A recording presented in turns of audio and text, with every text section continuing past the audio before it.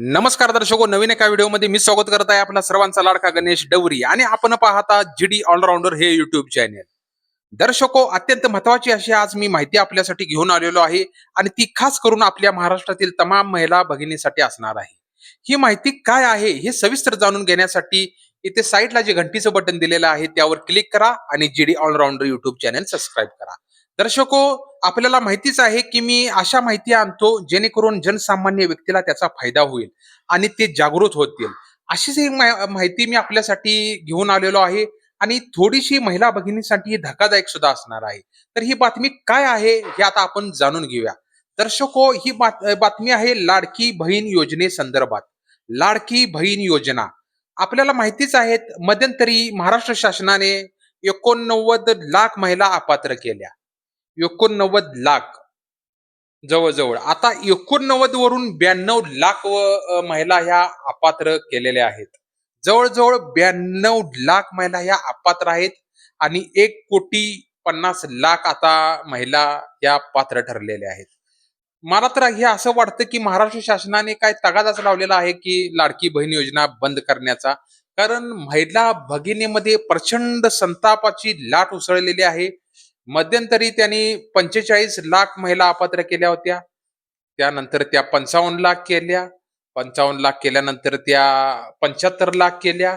75 लाख केल्यानंतर त्या 89 लाख केल्या. 89 लाख केल्यानंतर आता 92 लाख महिला त्यांनी अपात्र केलेल्या आहेत. फक्त असा तगादा लावलेला आहे. अत्यंत प्रचंड संताप महिला भगिनीमध्ये व्यक्त होत आहे. लाडकी बहीण योजनेचा लाभ द्यायचा नव्हता तर तुम्ही लाडकी बहीण योजना ही का आणली? असं प्रत्येक ठिकाणी तीव्र शब्दात संताप व्यक्त करत आहेत.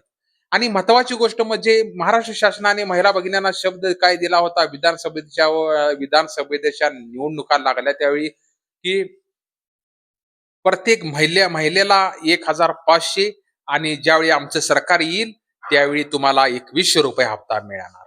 2100 हप्ताचं तर काय नावच नाही, पण आहे ते 1500 सुद्धा महाराष्ट्र शासनाने कमी करण्याचा तगादा लावलेला आहे. तर त्यांचं काय म्हणणं आहे हे पण आता मी तुम्हाला सांगतो. तर आदिती तटकरे बालविकास मंत्री ज्या आहेत, महिला बालविकास मंत्री ज्या आहेत, तर त्या काय म्हणाल्या, अनेक महिला यांनी स्वतः ते कॅपेबल असून परिस्थिती व्यवस्थित चांगली असून सुद्धा त्या लाभ घेत आहेत. तर मग मला त्यांना एक प्रश्न विचारायचा आहे, की हा विचार आपण पहिला का केला नाही? ज्यावेळी विधानसभेच्या निवडणुका लागल्या त्यावेळेस तुम्ही हे का निर्णय घेतले नाहीत, की ज्या कॅपेबल आहेत, ज्या शासकीय कर्मचारी आहेत, ज्यांचं 2.5 लाखापेक्षा जास्त उत्पन्न आहे, ज्या कर्तबगार आहेत, त्यांच्या घरात शासकीय नोकरदार आहेत, शिक्षक वर्ग आहेत, व्यावसायिक आहेत, बरेच चांगले त्यांची कमाई आहे. मग अशा महिलांना तुम्ही त्यावेळी सरसकट का लाभ दिला? हा आपलं एक सरकारचं तुमचं हे त्यावेळीच मोठी चूक झालेली आहे. आणि आता तुम्ही काय केलंय, काही भगिनी अशा भगिनी आहेत, पात्र आहेत, पण त्यांना काही टेक्नॉलॉजी माहिती नसतात कारण ग्रामीण विभागात असतात आणि ग्रामीण विभागात असल्यामुळे त्यांना ते इतकं टेक्नॉलॉजी ज्ञान नसतं. आपण जे काही अटी देता, फॉर्म देता, तो फॉर्म कसा भरायचा हे सुद्धा माहिती नसतं. त्याच्यामुळे त्यांच्यात कळत नकळत चूक होते. अशा काही महिला आहेत, की त्यांचं बँक खातं नाही, ते पुरुष त्यांच्या नवऱ्याचं, त्यांच्या रिलेटिव्हचं ते खातं जोडलेलं आहे. अशा सुद्धा महिला आहेत. अशांचं सुद्धा तुम्ही लाडक्या बहीण योजनेचे पैसे तुम्ही बंद केलेलं आहे. मुळात ही योजना आपण विचारपूर्वक आणणं गरजेचं होतं. आता आम्हाला तर असा प्रश्न पडलेला आहे, की लाडकी बहीण योजना आपण बंद करणार की काय? कारण तुम्ही ज्या मार्गाला चाललेला आहात, त्या मार्गावर शेवट हाच होणार आहे, की लाडकी बहीण योजना ही बंद होणार आहे. अत्यंत तुम्हाला पण ही लाडकी बहीण योजना जर बंद झाली, तर येणाऱ्या काळात आपल्याला येणाऱ्या निवडणुकांमध्ये याचे गंभीर स्वरूप निर्माण होण्याची दाट शक्यता निर्माण झालेली आहे. ही महाराष्ट्र शासनाने याचा विचार केला पाहिजे, असं माझं वैयक्तिक मत आहे. तर जवळ-जवळ लाडकी बहीण योजना ही हळू-हळू, हळू-हळू अधोगतीला चाललेली आहे, असं म्हटलं तरी त्यात काही वावगं नाही. त्यामुळे ही महिला भगिनीसाठी अत्यंत गंभीराची बाब आहे. आज 14 तारीख आहे, उद्या 15 तारीख आहे. ह्या 2-3 दिवसात ज्या महिला पात्र आहेत, आता काही 1 मध्येच महिला राहिलेल्या आहेत, ज्या पात्र आहेत. ज्या पात्र आहेत त्यांच्या अकाउंटवर पैसे जमा होतील आणि ज्या महाराष्ट्र शासनाने अपात्र केलेले आहेत, त्या महिलांना याचा लाभ काही मिळणार नाही. आणि असंही येणाऱ्या काळात ही योजना बंद पडण्याच्या मार्गावर आहे की काय, असं आता प्रत्येक व्यक्तीला वाटू लागलेलं आहे. त्यामुळे महिला भगिनीने आता त्यांचं एकच अस्त्र ते असणार म्हणजे एकतर आंदोलन, नाहीतर येणाऱ्या निवडणुकीच्या काळात याचं मतदान स्वरूपात पडसाद उत्पन्न करणं. कारण आपल्या हातात आता काही नाही आहे. अजून 3-4 वर्षे 3 वर्षे अजून निवडणुकीला टाईम आहे.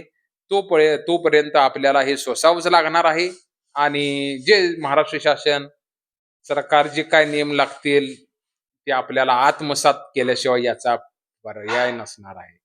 त्यामुळे लाडकी बहीण योजना जवळ-जवळ 92 लाख महिला अपात्र झाल्यामुळे अतिशय गंभीर परिस्थिती निर्माण झालेली आहे. कारण काही महिला भगिनीचं उदरनिर्वाह साधन थोडंफार का असेना त्यांच्या पोटाला त्याचा आधार मिळत होता. तो पण आता बंद झालेला आहे. त्यामुळे पूर्ण अवघड काम झालेलं आहे.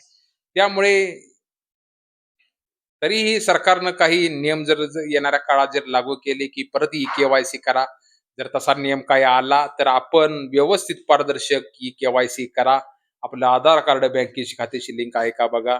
आपली सर्व माहिती व्यवस्थित त्याच्याशी जुळते का बघा. सगळ्या गोष्टी हजार वेळा पडताळून तुम्ही तो फॉर्म भरू शकता. पण अजून तरी याचं काही अजून अपडेट तरी आलेली नाही. जर अपडेट माझ्यापर्यंत आली, तर मी नक्कीच आपल्यासमोर येईन. तुम्हाला मार्गदर्शन करण्याचा प्रयत्न करेन.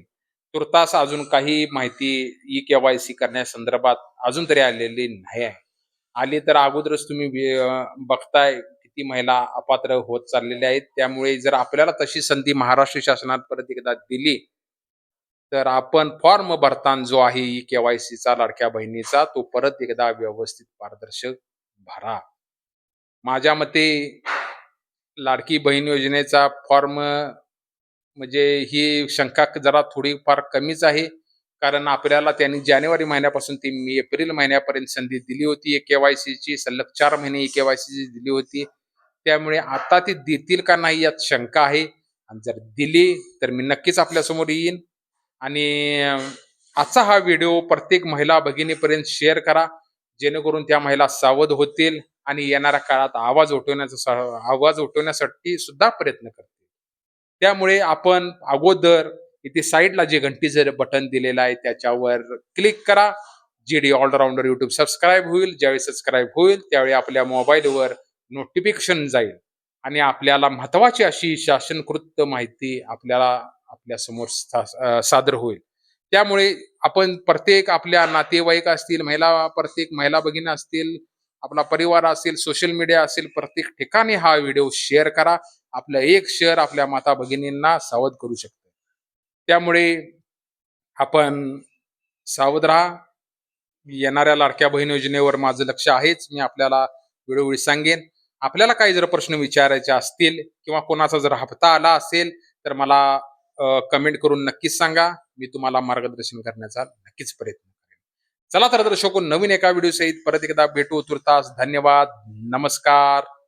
जय महाराष्ट्र.